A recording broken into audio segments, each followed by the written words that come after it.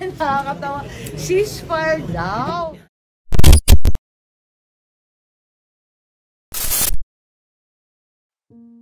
House Speaker Romualdez nanawagang itigil na ang hidwaan kay Senator Amy Marcos. COMELEC umayaw na sa pangangalap ng pirma para sa People's Initiative. Matapos nga ng mga maaanghang na pahayag ng senadora ukol sa pagdinig tungkol sa kontrobersyal na pangangalap ng pirma para sa PI, ay nanawagan ng ceasefire ang kanyang nakababatang pinsan na si Speaker Romualdez na ayaw na niya di umano ng bangayan. Nais ko lang sabihin na kung minsan may mga sakit na kapag ginamot at biglang nawala ang sintomas, akala natin wala na. Maaaring masaya tayo ngayon dahil akala natin napagpahinga na natin ang usapin ng PI nila. Pero hanggat hindi natin ito na ihihimlay, babangon po muli ito upang maging multo.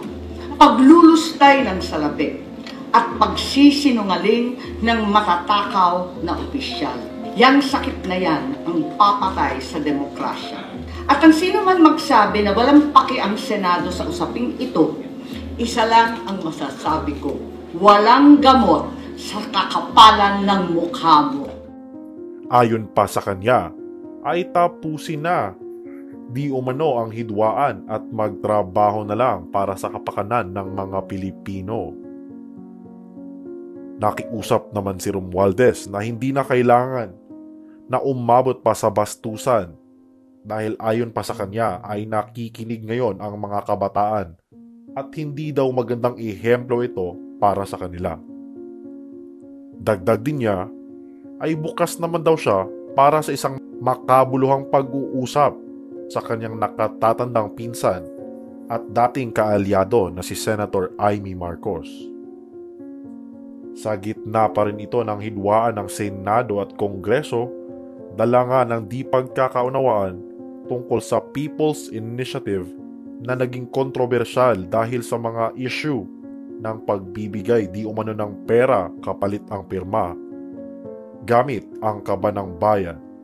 Natawa naman ang senadora nang marinig niya ang balitang ito at tila ba ay nagulat kung bakit biglang nabahag ang buntot ng kanyang pinsang si Romualdez.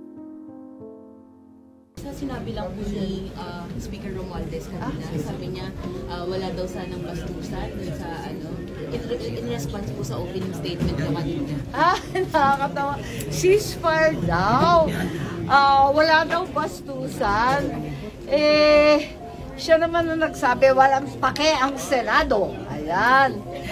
Siya nag-umpisa. Nung inugali ko, yung ugali niya, umiiyak siya. Yun lang. Sa kabilang banda, COMELEC, tuluyan ang tinigilan ang anumang gawaing may kaugnayan sa People's Initiative. Ayon pa kay Chairman George Garcia, ay napagkasunduan na nilang itigil ang anumang proceedings tungkol sa PI hanggat hindi pa na-review o naaayos ang COMELEC Resolution 10650 patungkol sa mga provisions ng People's Initiative. Giit naman ni Garcia ay walang kaugnayan ang kanilang desisyon sa pagtutol ng Senado sa nasabing inisyatibo.